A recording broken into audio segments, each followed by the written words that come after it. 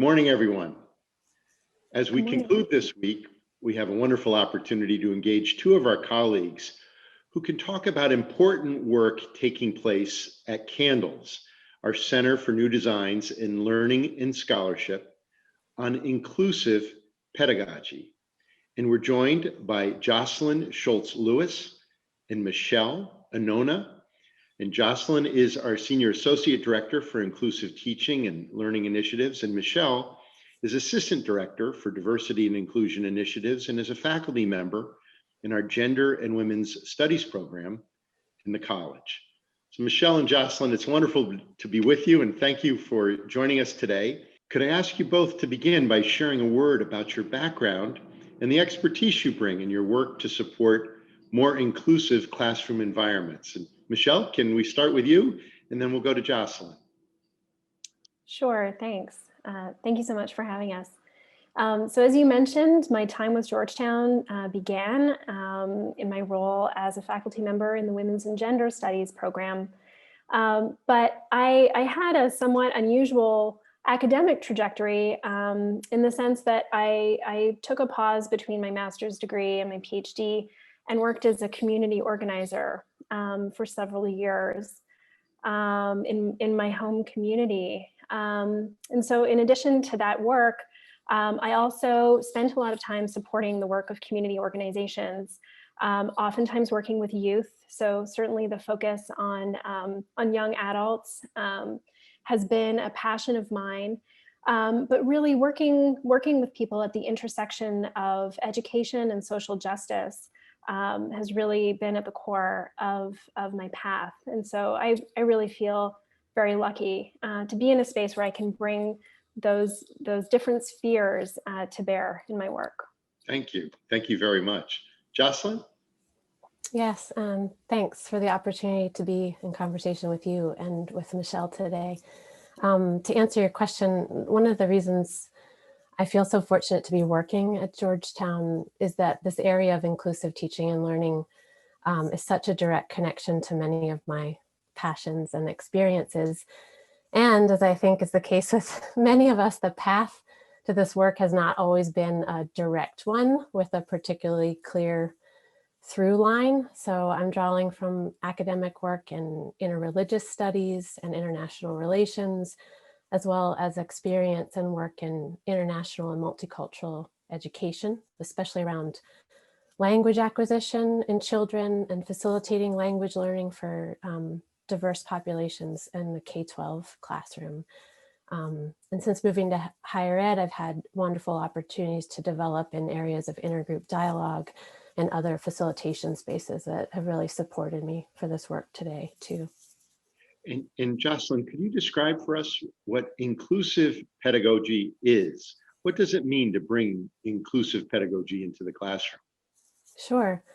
The language of inclusive pedagogy helps us call out and emphasize some of what we know about how students learn best, and is, I think, a really powerful tool for enacting Georgetown's mission of educating the whole person.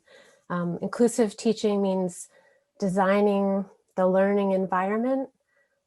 So all those elements that we create for our students in the classroom, the content we choose, the assignments and assessments we give, the pedagogy, the way we ask our students to engage with materials and with us and with each other, the climate we're creating. So designing that learning environment in ways that make it meaningful, relevant, and accessible to all of our students.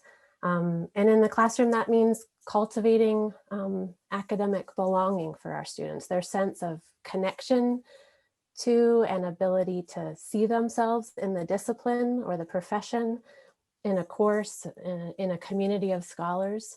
And we do this through thinking about who our students are and who we are. And so that every time we're designing that learning environment, we're trying to make design choices that, to the greatest extent possible, are intentionally inviting our whole students into and supporting their learning. And Michelle, be grateful for your perspective on this too. Why is this work so important to our community? Yeah, well, I think just as Joselyn was naming, the connection between inclusive pedagogy and our Jesuit values is really a very, very strong one. I actually don't believe that it's possible for us to really achieve the goals of our mission as an institution without placing questions of justice and equity at the center of the academic work that we do with our students. And I truly believe that that perspective is one that ends up enriching the Georgetown experience for all of our students. So for me, you know, it absolutely connects to the transformative potential of education and the hope that I have when I look at the young people that make up our institution, our Georgetown. And of course, as Joselyn named, it is about belonging, and it is about inviting each and every one of us to bring our full selves to the classroom. Now, both of you contribute to important work that allows us to bring experiences of diversity and difference into the classroom, from our Doyle Fellows Program, our Engelhardt program focused on mental health and well-being, our engaging diversity requirement. Could I ask you both to share a bit about this work and an aspect that has been most meaningful to you? And how can we continue to strengthen this element across our campuses? Joselyn and then Michelle. Yeah, thank you. There's so much in this work that I find meaningful. So for the sake of our conversation today, I'll focus on one. The Engelhardt project for connecting life and learning is a space that I've had a privilege to work for over 15 years.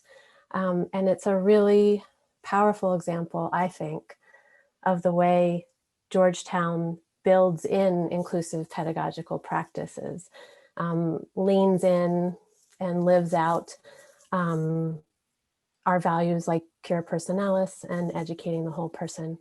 In Engelhardt, we invite faculty to integrate issues of well-being into courses and do so in partnership with campus resource professionals who are experts on these issues. And our understanding from the years of this work is that this introduction of that well-being topic and the partnership with a campus resource professional really creates an opportunity in the classroom to prioritize connections, relationship, and well-being, which in turn leads to more engaged learning. That it's in these relationships that we learn most deeply and fully. And it's really been an honor to work with the committed faculty and student affairs partners in this project and help our students know that well-being is also an integral part of your learning experience at Georgetown. Thank you. Thank you. Michelle?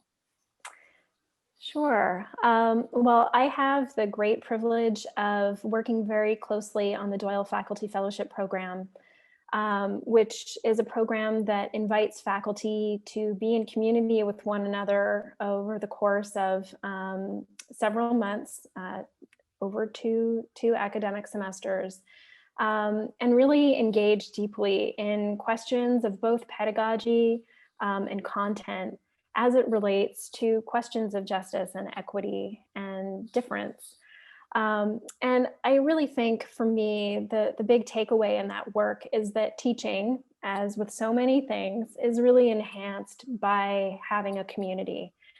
And oftentimes, especially in the classroom space, faculty may experience that work as rather isolating. And it is a really wonderful thing to see faculty encouraging each other, acting as resources to one another, which is really what I get to witness as part of the Doyle program. And we always say that the impact of the Doyle program extends so far beyond the time that faculty are with us, because it really contributes, I think, to enhancing a culture of teaching at Georgetown that really invites a kind of curiosity, a kind of attention to community among faculty that ultimately really benefits our students. Thank you. Michelle, I'd like also to turn to our virtual environment, which has in many ways made this work of inclusive environments that much more important as we adapt teaching to the virtual setting. Can I ask you to reflect on your work in the context of the virtual learning experience? Absolutely. Well, I think one of the first things that many of us had to grapple with when we first made the switch to the virtual environment earlier in the spring is that we really lost the democratizing effect that our campus can have. And of course, it's not universal and it is not complete, but having access to student services, students having access to their own support networks really means that the campus can often be a very, very supportive home for students as they learn. Being away from each other has, in a lot of ways, exacerbated or brought attention to new ways, emerging ways that questions of equity, inclusion, accessibility have really come to the fore.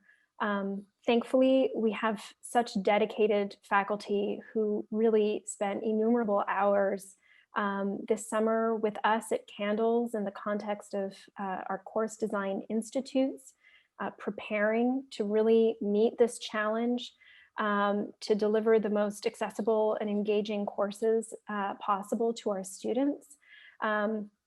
But we are all sort of learning alongside one another. And so I also very much value those times when students bring to our attention areas that need more work. So I really see this as an opportunity for us to be partners to one another across the institution. Thank you. Thank you. And Joselyn, this has been a challenging time for all of us, especially for our young people. There are lots of different opportunities for members of our community to develop new skills and to access resources that can support us in this moment. One place to start these conversations are the resources that you've put together on teaching in difficult times.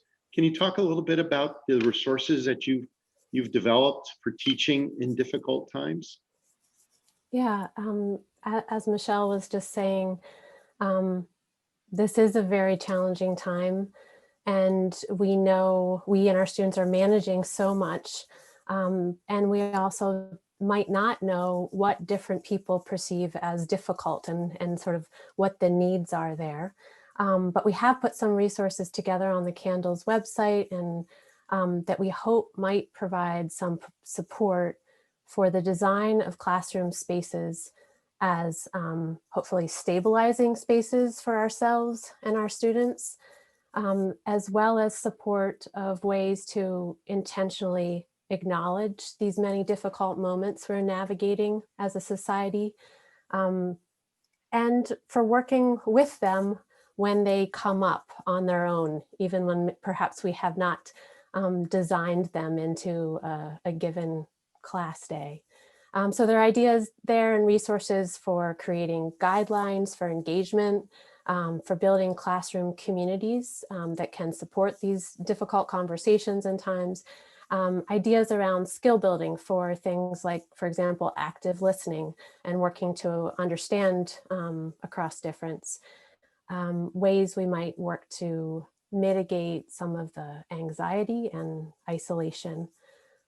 So there's so many challenges, and we hope some of this might be of help to folks. Well, thank you. And I can't thank you both enough for the leadership you provide in our community and all that you enable us to do to realize the promise and potential of this community. And in closing, I might ask each of you, is there a last word you'd like to leave with the members of our community? Perhaps we'll go to Michelle and then to Joselyn. Of course. Well, I think for myself, I would really like to close on a note of gratitude. Um, we have just witnessed at Candles such tremendous generosity, such dedication, such empathy coming from faculty, coming from students, coming from our staff partners across the institution. And truly, I think empathy and generosity are exactly what our world needs so desperately in this moment. So it has just been very, very heartening to witness that. So Thank, a lot of appreciation. thank you, Michelle. Jocelyn? Yeah, thanks, Michelle. So just echoing similar sentiments, gratitude also for the opportunity to work in inclusive teaching and learning at an institution where we can take that as a given, that there are spaces for this work, that there's an invitation to do so. There's supports from leadership, yourself, Dr. DeGioia, and across the board. And so it's a privilege to be doing this. And we have a lot of work to do, we know, and a lot of challenges in the space, but the support for it and the community to do it within is really appreciated. Thank you. Jocelyn and Michelle, thank you both for joining us for this conversation and for the many ways you support our community and our commitment to being an inclusive community. I look forward to being with all of you again soon. Take care of yourselves and take care of everyone around you. For every Hoya, everywhere.